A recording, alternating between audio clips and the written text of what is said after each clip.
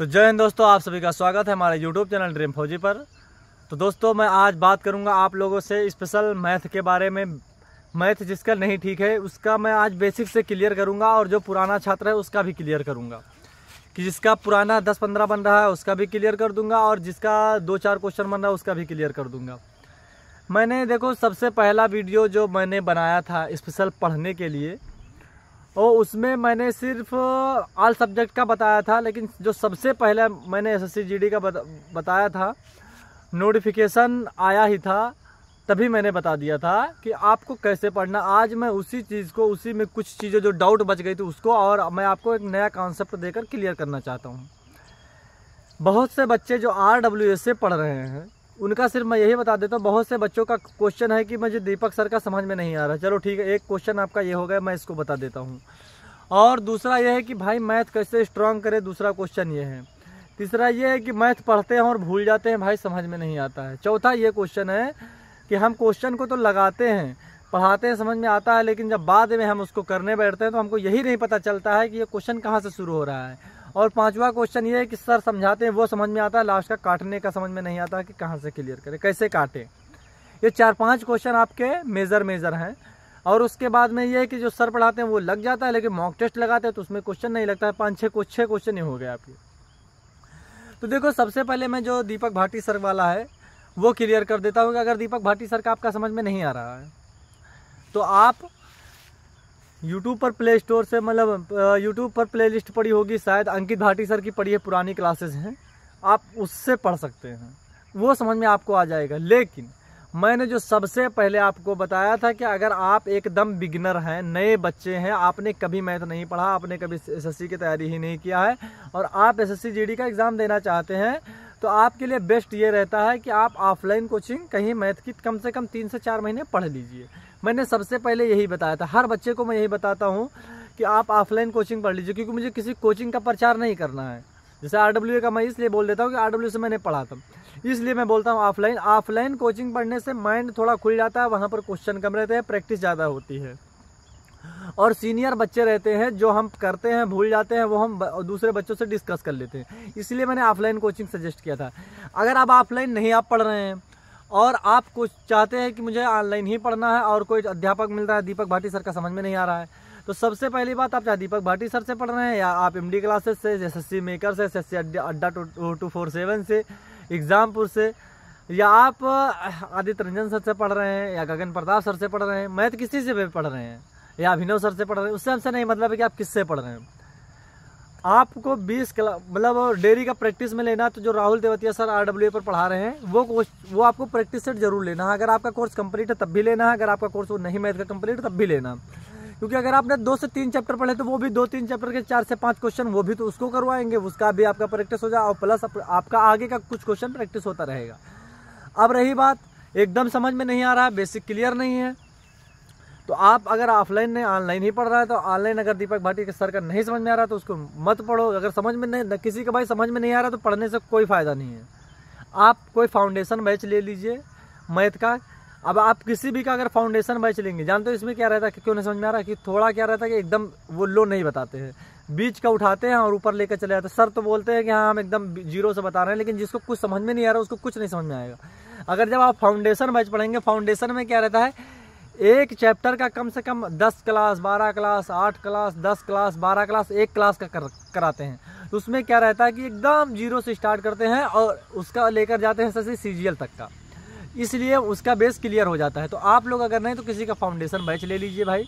अभी आपके पास समय है, कोई दिक्कत नहीं है, अभी आपके पास 2-3 महीने समय है, मतलब कोर्स 3 महीने के अंदर अंदर फाउंडेशन खत्म हो जाएगा, लास्ट में 1 महीने आपके पास समय बच जाएगा। तो आप फाउंडेशन बैच ले लीजिए भैया किसी का मैथ का। या बहुत एक लड़का हमारे पास कमेंट किया, मैं आदित्य रंजन सर से पढ़ रहा हूँ और 500 में हमको मिला था, तो आप देख लीजिए, चाहे उनका ले लीजिए, किसी का भी फाउंडेशन बैच ले लीजिए अगर मैथ एकदम समझ में नहीं आ रहा है। और मैथ स्ट्रॉन्ग करने के लिए सबसे पहले कैलकुलेशन आपकी फास्ट होनी चाहिए। कैलकुलेशन में आपको 4 चीज़ मैंने पहले भी बताया था कि आपको LCM SCF निकालना चुटकियों में आना चाहिए, कि अंक देखो तुमको ये पता चल जाना चाहिए कि हाँ ये इसका LCM SCF क्या होगा। और आपको डिविजिटिव रूल जो होता है, मतलब काटने का नियम जो होता है, उसको इतना तगड़ा करना चाहिए, इतना कि अंक देखने पर पता चल जाए कि ये कितने से कटेगा।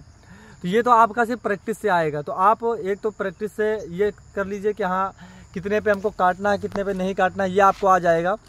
और हमने बताया था कि आप लोग भिन्न का जोड़, घटाव, गुणा और भाग जो है वो आपको सीख लेना है, वो बहुत ज़रूरी है। दशमलव को भिन्न में बदलना, भिन्न को दशमलव में बदलना, दशमलव को प्रतिशत में बदलना, ये सब चीज़ें आपको आनी चाहिए। और अगर आप कह रहे हैं हम भूल जाते हैं, तो भाई देखो भूलने की बीमारी हर बंदे के अंदर होती है।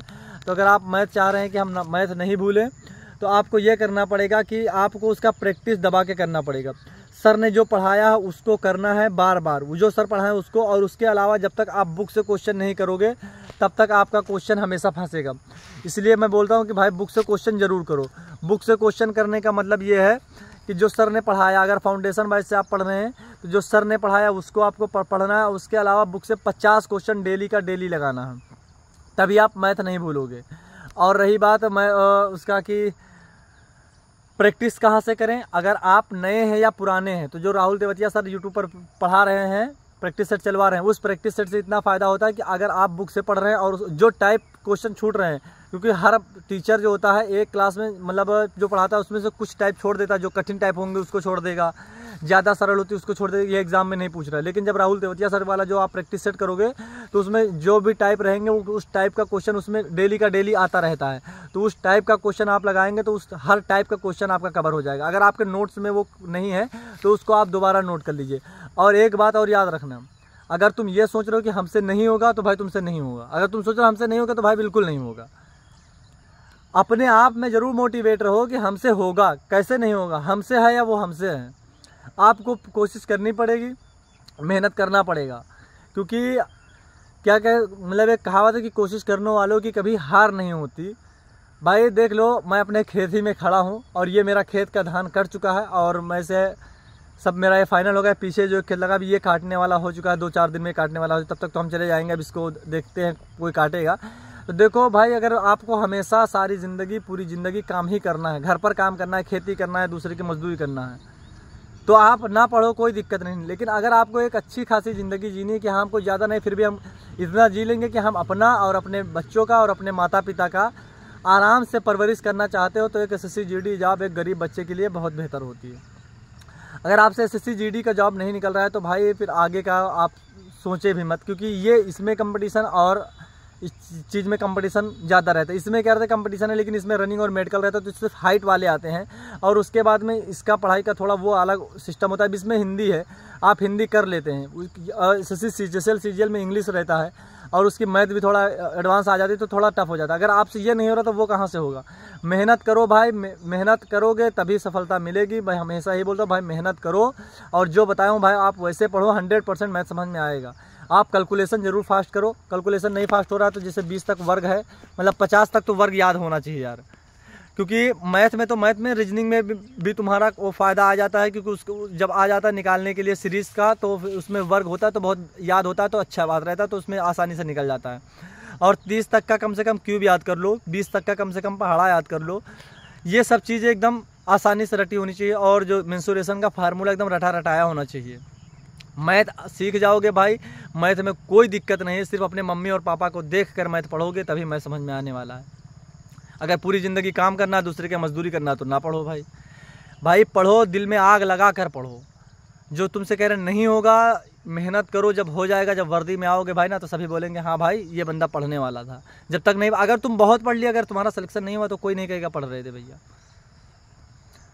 बस मेहनत करो भाई, इतना ही कहूँगा। और मैथ का अगर और कोई डाउट रहता है तो मैं आप लोग का ज़रूर क्लियर करूँगा। आप लोग कमेंट करना, और मिलते हैं नेक्स्ट वीडियो में। तब तक के लिए जय हिंद, जय भारत।